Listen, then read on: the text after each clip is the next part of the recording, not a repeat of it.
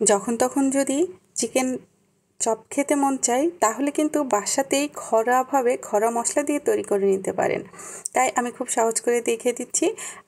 এখানে একটি leg piece নিয়েছি এবং হাড়গুলো বের করে নিয়েছি, আর দিয়ে দিচ্ছি আদা রসুন বাটা, হলুদ গুঁড়া, মরিচ গুঁড়া, দিয়ে দিচ্ছি একটু আধা ভাঙা জিরা, তারপরে হচ্ছে একটু দিয়ে দিচ্ছি কাবাব মশলা, দিয়ে দিচ্ছি টেস্টিং সল্ট সামান্য, দিয়ে দিচ্ছি লেবুর রস, আর দিয়ে দিয়েছি সয়া সস, আর দিয়ে দিচ্ছি একটু সরিষার তেল, দিয়ে লবণ দিয়েছি পরিমাণ মতো, দিয়ে খুব ভালো করে মাখিয়ে 30 মিনিটের জন্য রেখে দিচ্ছি।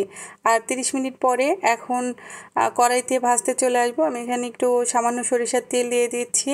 সরিষার তেলটা কড়াইয়ের সাথে চারিদিকে মাখিয়ে নিচ্ছি ঘুরিয়ে, আর তারপরে গরম হয়ে গেলে দিয়ে দিচ্ছি চিকেন চাপটা, আর এভাবে এক পিঠ হয়ে গেলে আর এক পিঠ উল্টে দিয়ে এভাবে আস্তে আস্তে করে ভেজে নিব।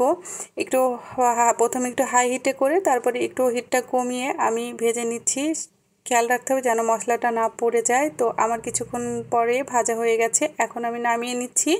দেন দেখতে পাচ্ছেন কতটা পারফেক্ট হয়েছে, আর এটা কিন্তু খুবই টেস্ট হয়েছিল। এতক্ষণ সাথে থাকার জন্য সবাইকে অসংখ্য ধন্যবাদ।